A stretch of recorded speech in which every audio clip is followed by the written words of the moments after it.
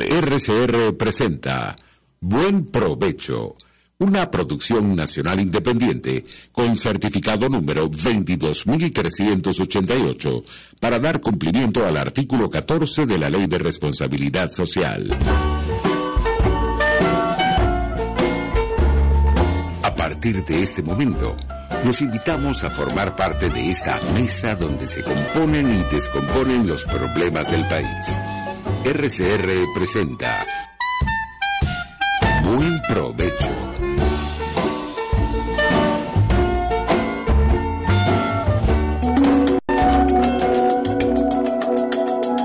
Monitor de Derechos Humanos, con el abogado penalista Fernando Fernández.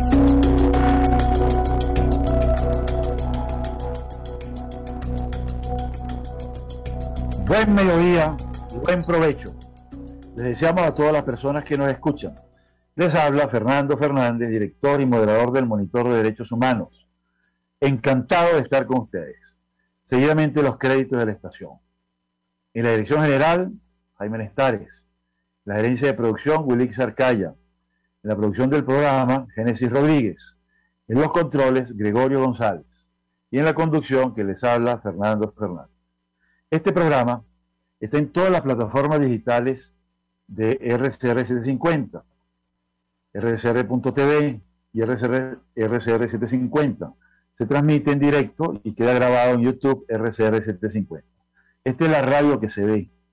El Monitor de Derechos Humanos tiene cuenta en Twitter, @DHMonitor, @F_Fernández, y tenemos un nuevo aliado que es @Monitor Indígena.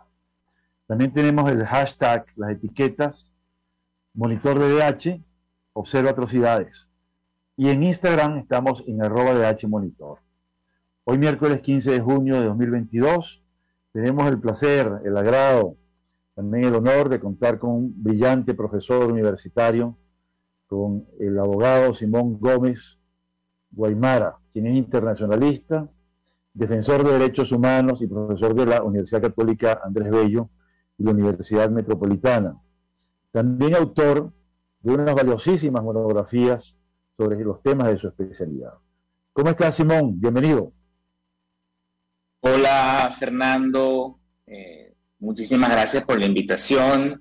Contentísimo de estar con la audiencia del Monitor de Derechos Humanos, deseándoles buen mediodía y buen provecho a nuestra audiencia.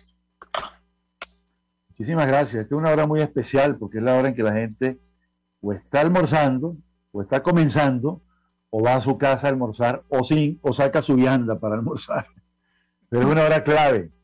Por eso la estación tiene, digamos, el segmento de todos los mediodías de buen provecho. Y los miércoles nos toca este programa que tiene que ver con los derechos humanos. Hoy tenemos un temazo, Simón, por eso quisimos invitarte. Teníamos prácticamente un año que no te invitábamos, aunque nos hemos visto en distintos eventos nacionales e internacionales. Pero el tema de hoy tiene que ver con la guerra de Rusia contra Ucrania y cuál es el impacto de los derechos humanos. Quisiera, Simón, que nos hicieras, para introducirnos en el tema y sobre todo al auditorio, que nos hicieras un recuento de cómo comenzó esto, qué pasó en el mes de febrero de este mismo año y qué ha venido ocurriendo hasta el día de hoy. Vamos a ver si podemos hacer un mini resumen con tu sobrada inteligencia y conocimiento de la materia. Adelante, Simón. Gracias, Fernando. Muy brevemente para la audiencia, bueno, sí, todos hemos presenciado pues desde el 24 de febrero de este año, la Federación Rusa inició una campaña militar que pues es equivalente a un uso ilegal de la fuerza, una denominada y denotada agresión en y contra Ucrania.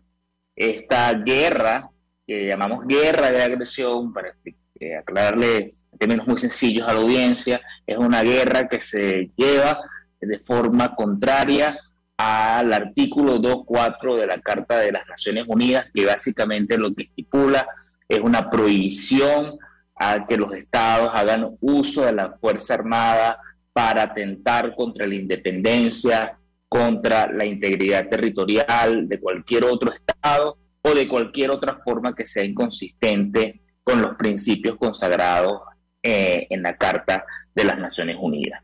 Entonces, esta guerra de agresión se inició a través de esta campaña que básicamente se da tanto por tierra, por mar y por aire en contra de la integridad territorial y la independencia de Ucrania. Esto, como bien conoce la audiencia, tiene unos antecedentes que podemos situar fundamentalmente a partir de lo que yo considero una tibia respuesta de la comunidad internacional en el caso de la anexión completamente al margen del derecho internacional de la península de Crimea en 2014, también parte del territorio de Ucrania, como pues le fue otorgado desde la Segunda Guerra Mundial. Entonces la situación es que pues desde 2014 las relaciones entre Ucrania a partir de esta anexión que legalmente ha hecho Rusia a su territorio, pues había escalado hasta llegar al punto de que en 24 de febrero pues se hizo esta incursión ilegal en su territorio.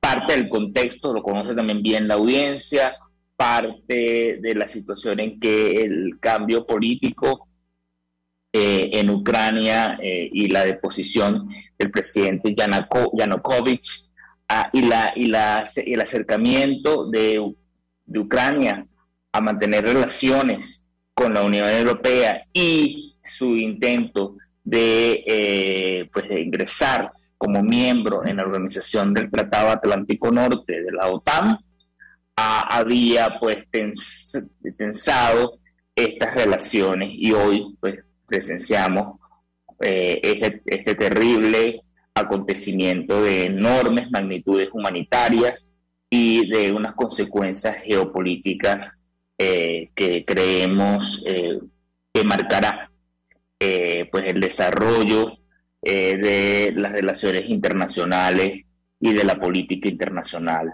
en al menos esta primera mitad del siglo XXI. Yo creo que lo podemos dejar por aquí, Fernando, sí, y continuar nuestra conversación. Sí, no, me parece que hiciste un resumen magistral y me gustó mucho, Simón, que enfatizara que se trata de una guerra de agresión, porque todavía hay doctrinarios que siguen la posición rusa, en el sentido de hablar de una campaña especial, ¿verdad? Con un eufemismo muy tibio, muy tirando a frío, yo diría que casi gélido, ¿verdad? Sobre este asunto, para ocultar una cosa de suma gravedad, como es la violación de la Carta de las Naciones Unidas, como primer punto que tú remarcas, del señalamiento de que se trata de una guerra de agresión.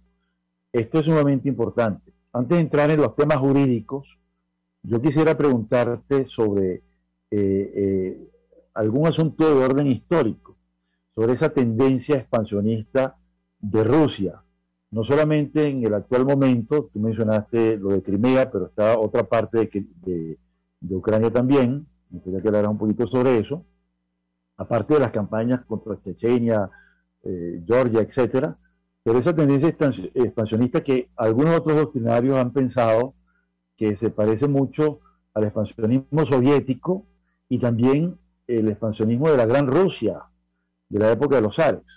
No sé qué nos puedes comentar de ese tema histórico. Un poco, digamos que este acontecimiento, guerra y contra Ucrania en 2022, no había sido visto en Europa, al menos desde 1968, con lo que fue esta invasión a Checoslovaquia, que, bueno, después de la Segunda Guerra Mundial era el segundo episodio de lo que tú denominas un expansionismo. Algunos más bien lo bautizan como la defensa de una esfera de influencia o de un ámbito en el que pues se ejerce existencialmente lo que llaman en alemán la Lebenssphere, que es esta vitalidad que da a la Unión Soviética la confrontación con Occidente en el marco pues de la Guerra Fría. Y ese otro antecedente que estaba refiriendo era el caso de Hungría en 1956. O sea, Hungría en 1956, Checoslovaquia en 1968 por algunos es entendida como, bueno, que la Unión Soviética hace estas intervenciones para proteger su espacio que estaba consolidando en el marco de la Guerra Fría. No obstante, creo que este marco de la Guerra Fría es fundamental para comprender lo que está ocurriendo con la Rusia de Putin.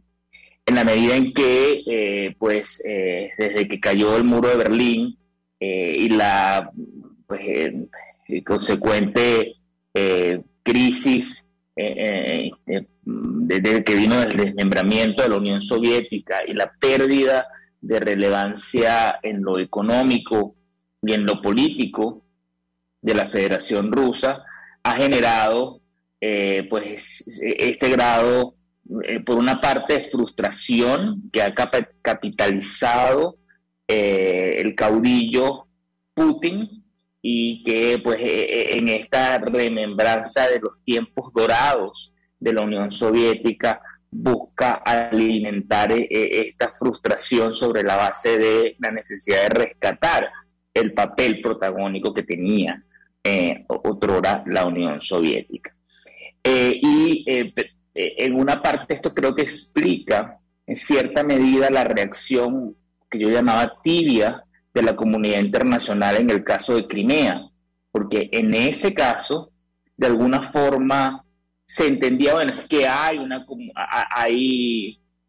yo no estoy justificándolo, creo que es completamente ilegal este uso de la Fuerza Armada, pero de alguna forma hay como una lectura de que la intervención de la Federación Rusa en Crimea, bajo el argumento completamente ilegal de la defensa de minorías y de grupos nacionales, grupos étnicos de origen ruso en Crimea, de algún modo dejaba entrever esta idea de las que he referido, de las esferas de influencia, cosa que pues viene completamente al traste con la intervención militar que inició el 24 de febrero, esta guerra de agresión que está todavía teniendo lugar contra Ucrania. Pues en este caso, digamos, lo que se ha constatado es que la finalidad de este uso armado es no otro sino hacer pues un atentado grosero en contra de la integridad territorial de Ucrania. Entonces la lectura de la comunidad internacional sobre esta grosera violación es que de algún modo se diferencia de las otras en la medida en que ya no existe este fundamento que le daba cierta autoridad, al menos digamos de identidad del grupo, a que la Unión Soviética en el pasado, en el caso de Checoslovaquia, en el caso de Hungría, reclamara esa digamos,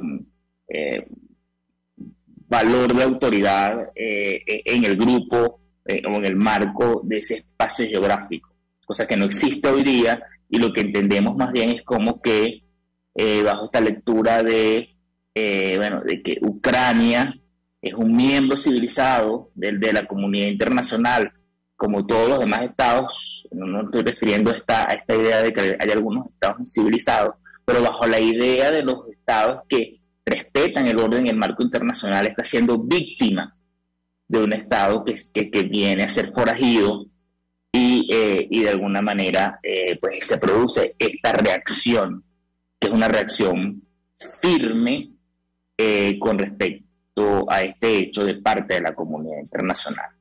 Entonces, para cerrar esta idea, ya para seguir en el debate, querido Fernando, pues considero que este es un ejemplo de alguna medida cómo el derecho internacional en este momento de crisis está sirviendo como una herramienta que es portentosa para reflejar pues una posición firme y unificada de la amplia mayoría de los estados pues, que condenan esta agresión. Y esto es justamente, creo, lo que diferencia de los ejemplos que he puesto Checoslovaquia, Hungría. Esto lo vimos a través de las acciones concretas, ¿no?, que han sido empleadas, en particular el uso del mecanismo de la Unión Pro Paz en el seno de la Asamblea General de las Naciones Unidas, la imposición de numerosas sanciones económicas que son vistas como unas contramedidas de acuerdo al derecho internacional, así como también que se han recurrido a numerosos medios de carácter judicial en el ámbito internacional, como ha sido pues la imposición de medidas provisionales por la Corte Europea de Derechos Humanos, la imposición de medidas provisionales por la Corte Internacional de Justicia y pues la iniciación de una investigación por la Corte Penal, por la Fiscalía de la Corte Penal Internacional, por los crímenes de lesa humanidad y crímenes de guerra que están ocurriendo. Entonces, esta respuesta internacional concertada llega incluso hasta el nivel de establecer estos medios para procurar el reclamo de la responsabilidad tanto de Rusia a nivel estatal, pero también a nivel personal de los máximos jerarcas, ¿no?, del régimen de Putin por las graves violaciones de derechos humanos y los crímenes internacionales que están ocurriendo en Ucrania. Sí, tú mencionabas algo muy importante, que es esa frustración de Rusia por no tener la grandeza que antes tuvo, grandeza entre comillas, ¿no? Por el socavamiento de derechos de otros pueblos, por la crudeza y la violencia con que ejercía su hegemonía, etcétera, etcétera, ¿no? Pero hay que recordar que la Unión Soviética llegó a tener 23 millones de kilómetros cuadrados. El Imperio Ruso tuvo millones de kilómetros cuadrados también, y hoy en día Rusia es el país más grande del mundo, tiene 17 millones de kilómetros cuadrados y algo más. Y parece que no les basta, ¿no? Esto, pudiéramos decir que esto recuerda la famosa Lebensraum, la teoría del espacio vital que hizo que Hitler justificara su expansión territorial. Esto sería una especie de Lebensraum a lo ruso, no a lo alemán, sino a lo ruso. ¿Qué piensas de eso? Sí, en efecto, Fernando, creo que es una consecuencia también de lo que ha sido el desmembramiento de la Unión Soviética y finalización de la Guerra Fría, con la posibilidad de que se estableciera un régimen democrático en un país que no ha conocido nunca la democracia, ¿no? Desde la época zarista, pasando por la época pues comunista de la Unión Soviética, hoy día está regida por un régimen oligarca de carácter autoritario, ¿no? Un autoritarismo además cerrado, centrado en la figura de un caudillo y bajo el favorecimiento de carácter económico de una oligarquía. Entonces yo a esto estoy de acuerdo plenamente con lo que comentabas. Simplemente quisiera añadir este aspecto de que el autoritarismo y el debilitamiento institucional que existe en Rusia son factores importantes para comprender las causas también de cómo una persona como Putin unilateralmente toma una medida de esta naturaleza sin encontrar contrapesos y controles a nivel interno. Y con este tema, digamos, creo que quisiera aludir también a otro aspecto, ¿no? Que es cómo es que llevar a cabo un acto de esta naturaleza con un costo humano de estas magnitudes. Estamos hablando de que la crisis que se ha generado en la Europa del Este y Allende por los refugiados del conflicto ya llega a más de una decena de millones, más de 10, 12 millones de personas que se han desplazado del territorio y hoy día son considerados como personas refugiadas, ¿no? Entonces, digamos, esta situación que pone en vilo el propio orden que hemos erigido después de la Segunda Guerra Mundial, también tiene que poner a reflexionar no solo, digamos, a este ámbito de ausencia de ciudadanía que hemos referido en la Federación Rusia, sino más bien también en las ciudadanías, creo yo, de las grandes potencias occidentales, ¿no? Pues estas deben reclamar de sus gobernantes que sus acciones en el futuro también se apeguen a los principios de la Carta de Naciones Unidas. Porque lo que también es cierto es que llegamos a este punto en el que esta norma fundamental que establecimos después de la Segunda Guerra Mundial, queríamos un orden en paz, prohibíamos el uso de la fuerza de manera categórica en la Carta de Naciones Unidas, ha sido también pues desvirtuado y profundamente afectado a raíz de acciones recientes de grandes potencias occidentales, en particular los Estados Unidos y las grandes potencias de Europa. Son numerosos los ejemplos. Quizás pues, uno de los más ejemplares es el de la intervención militar en Irak, pues dada completamente al margen de la Carta de Naciones Unidas. Yo creo que este compromiso decidido no solamente debe partir de las élites, sino de la ciudadanía en su conjunto, y creo que el papel que pueden tener las ciudadanías de los países occidentales es fundamental en el rescate pues, del ideal que construimos en 1945. Luego creo que también el sur global, nuestros estados, tienen un papel también relevante en esa exigencia, ¿no? de mantener el valor del ideal de un mundo en paz que construimos en 1945, ¿no? Y creo que eso lo podemos hacer a través de contralorías, ¿no? De algún modo procurar contener a las grandes potencias, ¿no?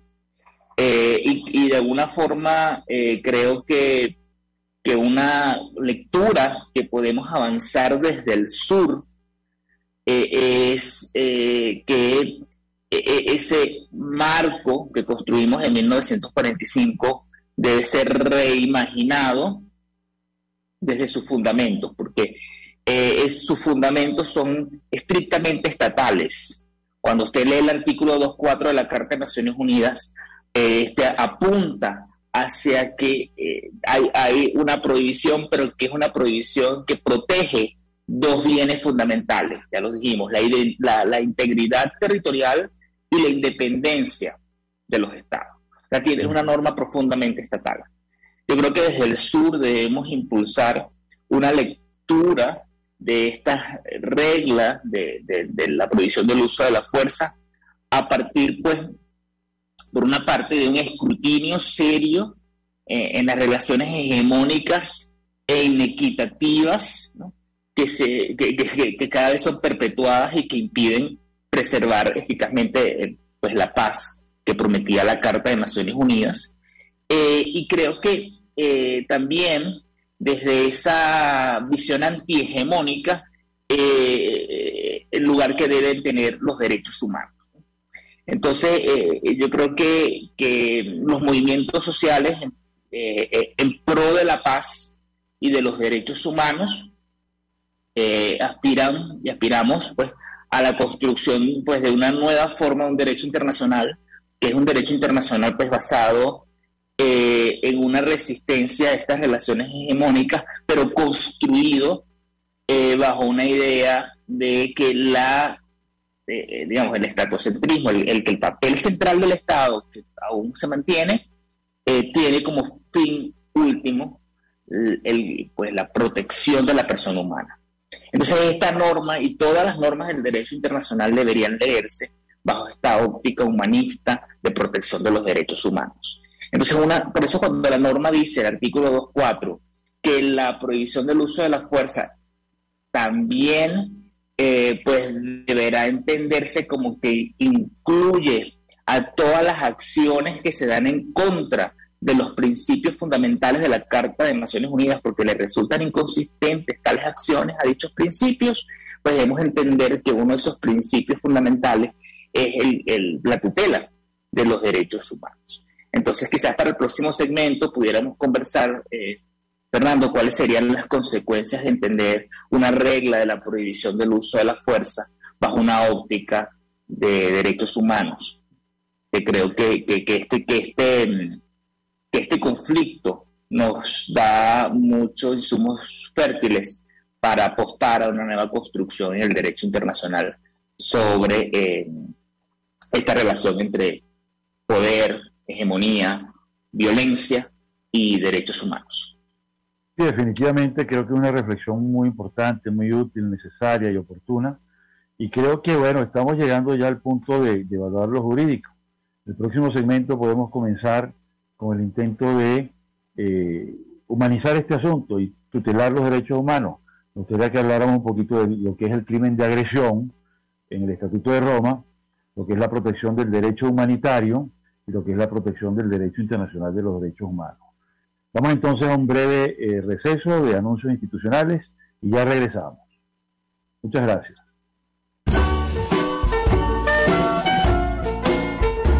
Análisis, opinión, entretenimiento y mucho más.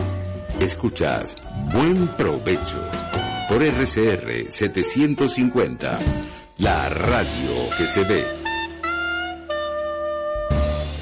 Sintonícenos a través de Periscope, @RCR750, la radio que se ve. En Global Therapy seguimos comprometidos con tu rehabilitación física, te ayudamos a recuperarte de tu postoperatorio y en el alivio del dolor.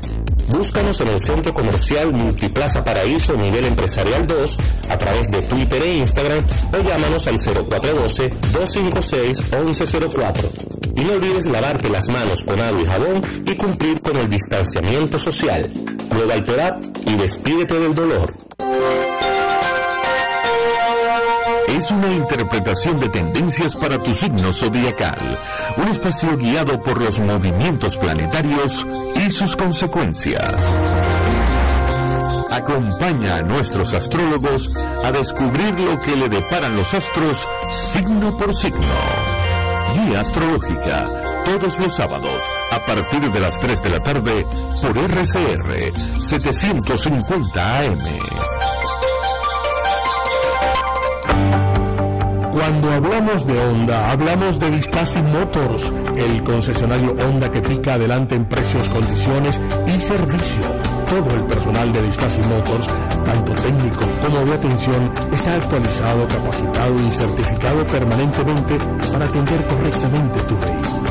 www.vistasi-honda.com.be. Vistasi Motors, tu concesionario Honda en Los Palos Grandes. Pluralidad contigo, respeto contigo, responsabilidad contigo, libertad contigo. Estamos contigo y punto. De lunes a viernes a la 1 de la tarde. Contigo, solo por RCR 750 AM.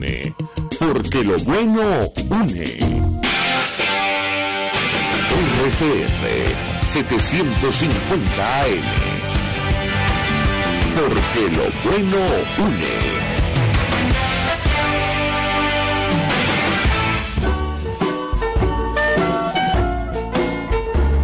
Usted escucha Buen Provecho por RCR 750, la radio que se ve. Estamos con Simón Gómez, internacionalista, abogado, experto en temas de derechos humanos, defensor de derechos humanos, profesor de la Universidad Metropolitana y la Universidad Católica Andrés Bello. Quedamos en hablar, Simón, en el anterior segmento, del crimen de agresión, esta tipificación que busca proteger los derechos humanos y un poco obedeciendo esa iniciativa y a esa reflexión tuya sobre humanizar el régimen de los estados y centrarnos más en la protección de los derechos humanos. Prende tu micrófono. Gracias, Fernando. Gracias. Sí, bueno, la agresión, como habíamos comentado en el segmento anterior, es un acto contrario al derecho internacional y que constituye al mismo tiempo un crimen de carácter internacional.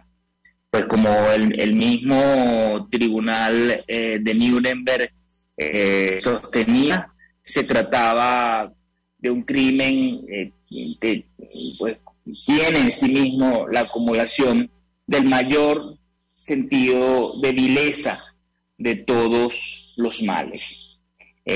Lo que experimentó la humanidad durante la Segunda Guerra Mundial es un ejemplo de ello. O sea, si las autoridades políticas, esos máximos jerarcas que dan anuencia, que instigan, que impulsan una guerra de agresión,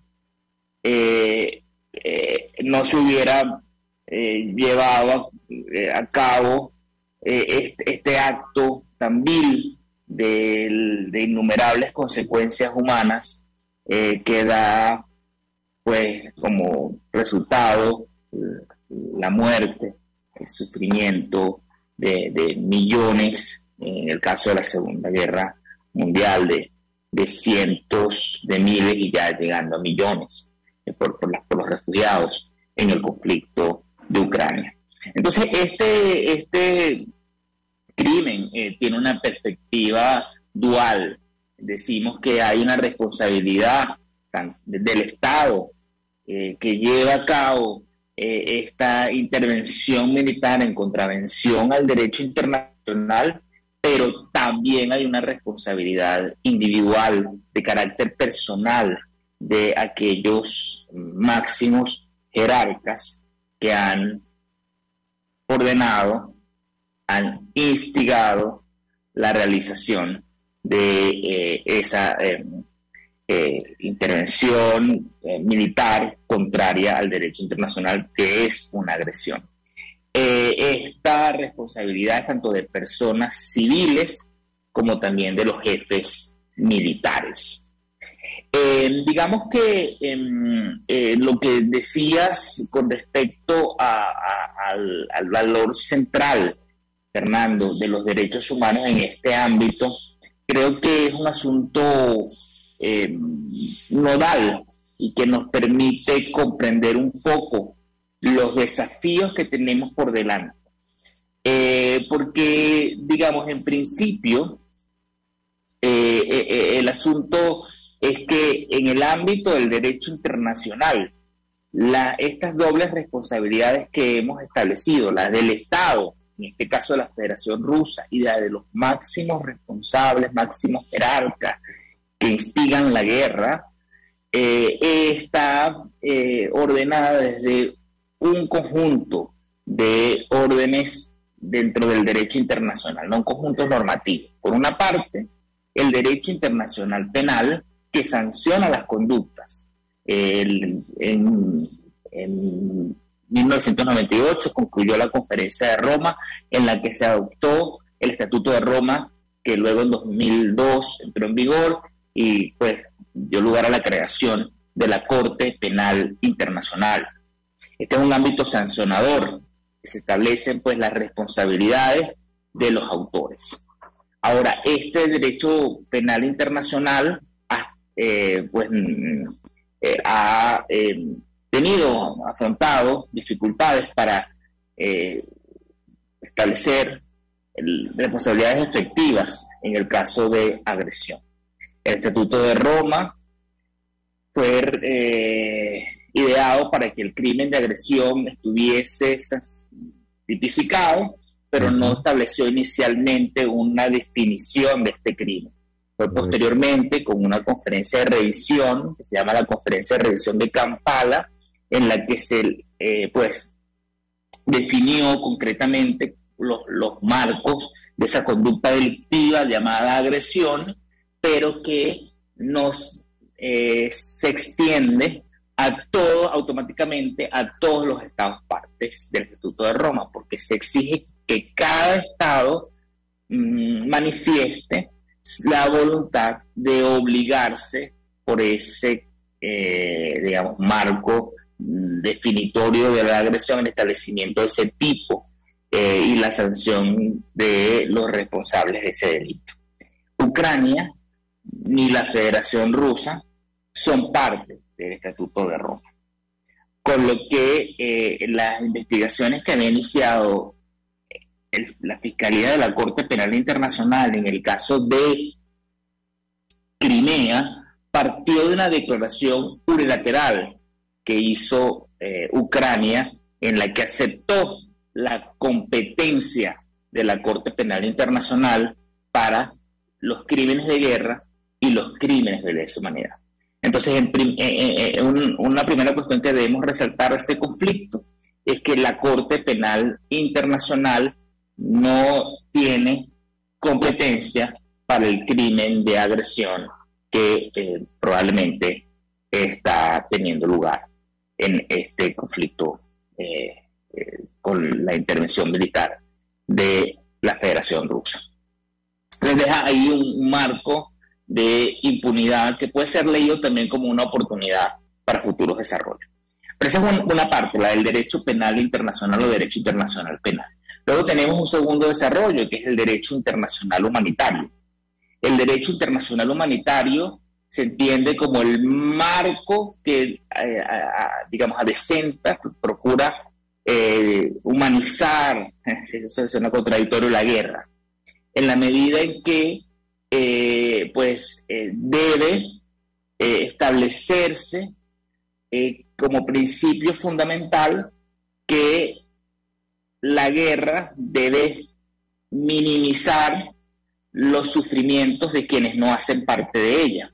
Entonces, creamos este marco normativo que ha ido evolucionando desde fines del siglo XIX, llamado Derecho Internacional Humanitario, con el propósito de que la guerra se haga fundamentalmente entre los combatientes. Y quienes no somos combatientes, los llamados civiles, tengamos cierto marco de protección durante los conflictos armados. Entonces, este derecho rige fundamentalmente en relación a los conflictos armados, tanto internacionales, como es el caso de este conflicto, como en los conflictos armados no internacionales.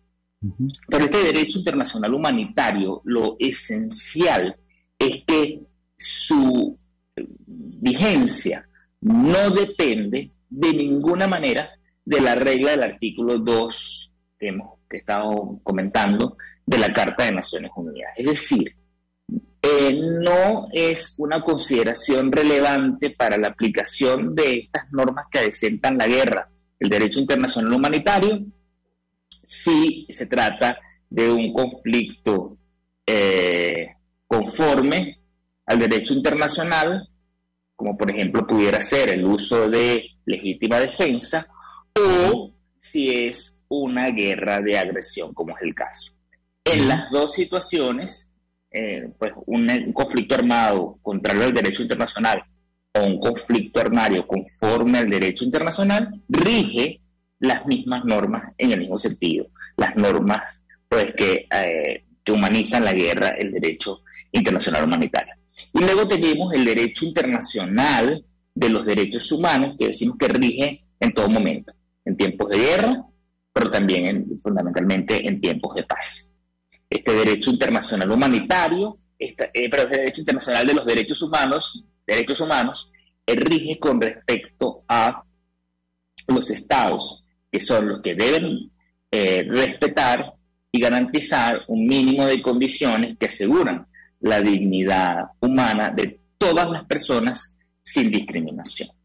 Ahora, creo que este marco, visto así de manera fragmentada, por una parte normas que sancionan a los perpetradores, este derecho internacional humanitario que dice que no puede hacer la guerra de cualquier forma, sino que debe respetar unos estándares, y el derecho internacional de los derechos humanos, los tres implican enormes conquistas de la humanidad, sin lugar a dudas, pero que en el estado actual, frente a situaciones de guerra y de agresión, nos reflejan una situación de aplicación normativa fragmentada que lleva en algunos momentos a determinadas contradicciones que voy a explicar en breve, y que demandan que pues existe una reformulación de cómo entendemos la regla de agresión en el contexto del derecho internacional, en particular de los derechos humanos. Y voy a explicar. En primer lugar, lo que ha dicho el derecho internacional es que la responsabilidad de un Estado por las violaciones de derechos humanos que hace fuera de su territorio, las denominadas violaciones extraterritoriales, en todo momento las violaciones en casos de agresión son violaciones extraterritoriales, porque implica que se está atentando contra la integridad territorial o la independencia de otro Estado. Lo que ha dicho el derecho internacional es que la exigencia de la responsabilidad debe darse cuando exista una ocupación en términos de una ocupación efectiva de control efectivo del territorio. O sea, una invasión. Por ejemplo, a través de una invasión en la que el Estado agresor ejerce un pleno control de ese territorio. Entonces, sobre la base del ejercicio de ese control es que se le impone la responsabilidad en materia de derechos humanos a ese Estado. Cosa distinta, la responsabilidad, insisto, de las personas, por ejemplo, de Putin o de los jerarcas del régimen de la Federación Rusa. Esa es otra cuestión. Aquí estamos hablando de derechos humanos, la cuestión de la responsabilidad de la Federación Rusa.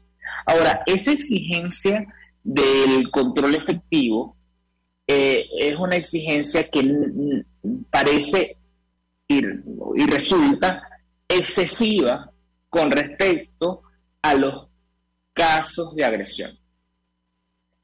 Pienso que desde el movimiento de derechos humanos debemos defender una posición según la que ipso facto, o sea, automáticamente, en los casos de agresión, esa violación al orden jurídico internacional es en sí misma un elemento suficiente para poner a la población de un Estado bajo la jurisdicción, bajo la competencia, bajo el control, digamos, del Estado agresor, a los efectos de esa atribución que he dicho de responsabilidad internacional. Porque lo contrario, pues sería admitir que el derecho no tiene medios para que el agresor asuma las consecuencias de la violación en normas sacrosantas del derecho internacional. Por tanto, como decir que, bueno, si agredes, debes agredir a un determinado nivel, o sea, al nivel de que llegues a consolidar el control efectivo. O sea, en los niveles que no consagras el control efectivo, entonces no hay imposición de responsabilidad por derechos humanos. Creo que eso está mal, eso debemos revisar. Luego, creo que la población del Estado agresor, ¿no? Y esto es muy interesante porque esta es una posición que comparto con un profesor francés que trabaja en Canadá, en la Universidad de McGill, se llama Frédéric Maigret. Es que además esta responsabilidad por derechos humanos en casos de agresión también deben extenderse con respecto a la población del Estado agresor. Es decir, con respecto a los rusos, en el caso de este ejemplo, ¿no? Porque ellos también pueden ser víctimas de violaciones a sus derechos humanos como resultado de la agresión, ¿no? Entonces, en primer lugar, los propios combatientes, ¿no? Los combatientes en esta nueva concepción del derecho internacional que estamos defendiendo tendrían el derecho de no participar en las hostilidades. Podrían realizar un derecho humano fundamental que es la objeción de conciencia. Una objeción de conciencia basada en una norma que considera, digamos, una convicción personal que es la paz, ¿no? Entonces no participa en las hostilidades, ¿no? Oponiendo esta objeción de conciencia porque se trataría, en su opinión, de una guerra sin justa causa.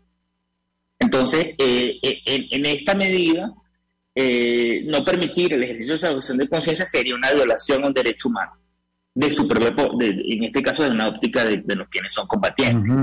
Pero además, si resulta que no es el caso por ahora con respecto a la población civil de la Federación Rusa, porque Ucrania no ha atacado a Rusia, solo está conteniendo los ataques de los militares, y esto se ve desde una óptica del derecho internacional humanitario, dijimos que era el derecho de los combatientes, pero pudiera ocurrir que en una guerra de agresión el Estado que es víctima responde a través del ejercicio de legítima defensa. Entonces allí puede haber como resultado sacrificio de vidas humanas de nacionales del Estado agresor, ¿no? De nacionales rusos. Entonces el derecho a la vida de esas personas, en mi opinión, está siendo restringido por el Estado agresor y no respondiendo a un interés legítimo, que es el actuar en contrariedad al derecho internacional por una agresión no es nunca un interés legítimo ni tampoco necesario.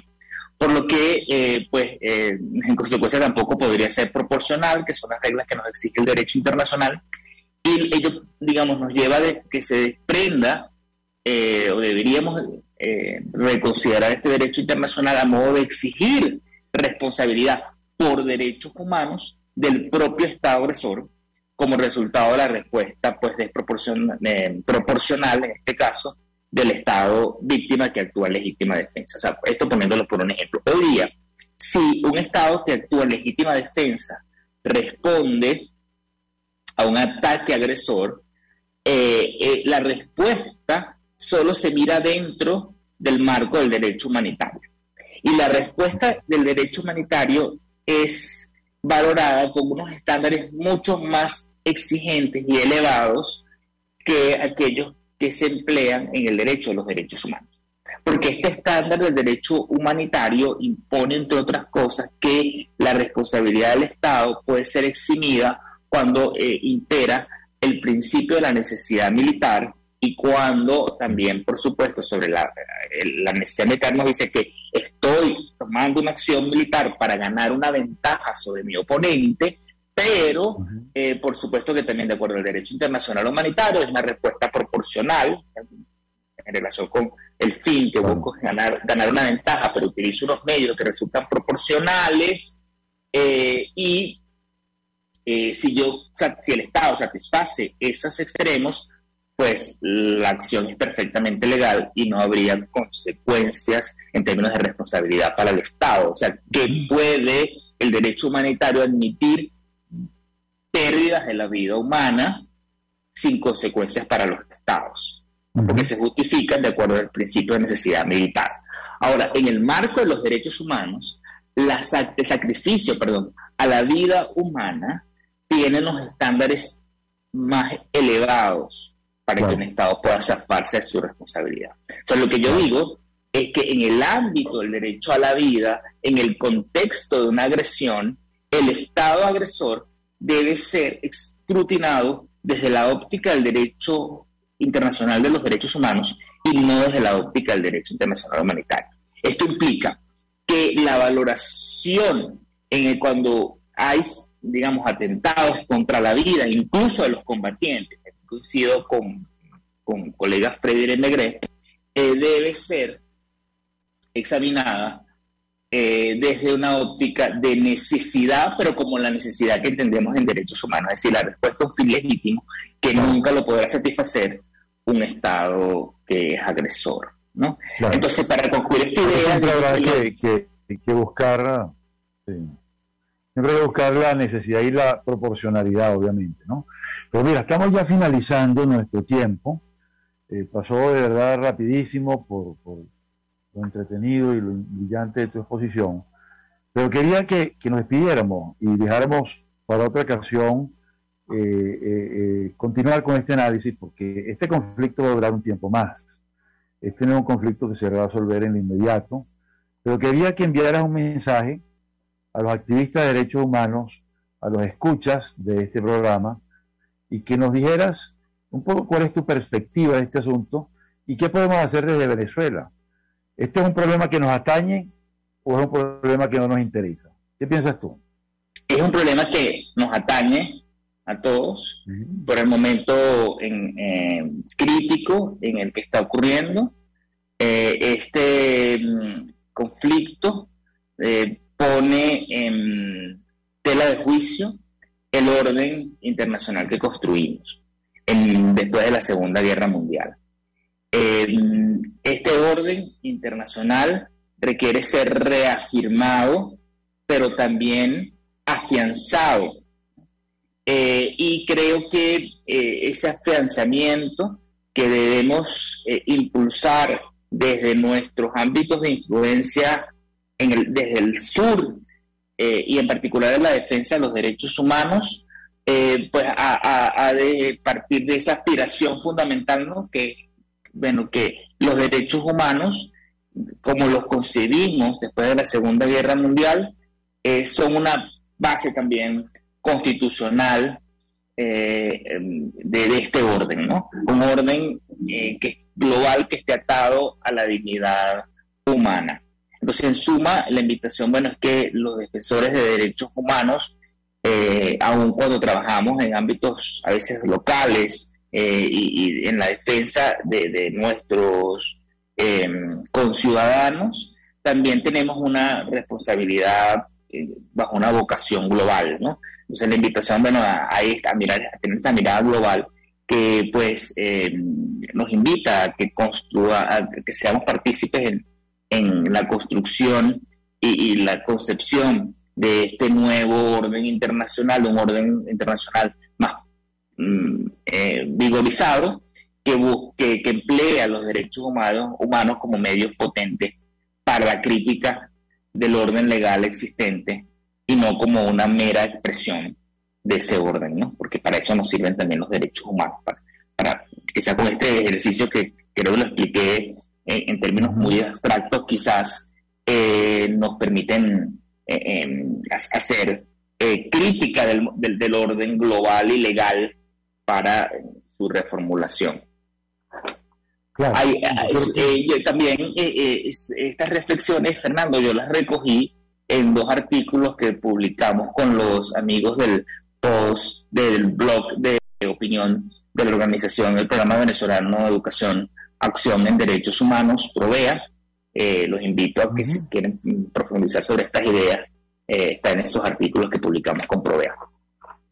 Envíanoslos para diseminarlos también por nuestras cuentas.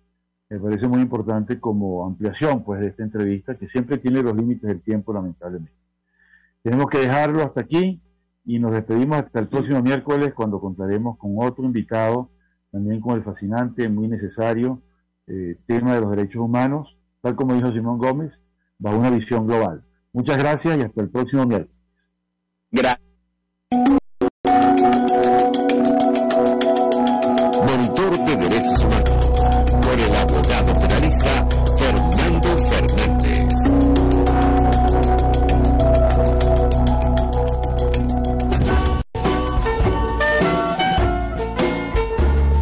RCR presentó Buen Provecho.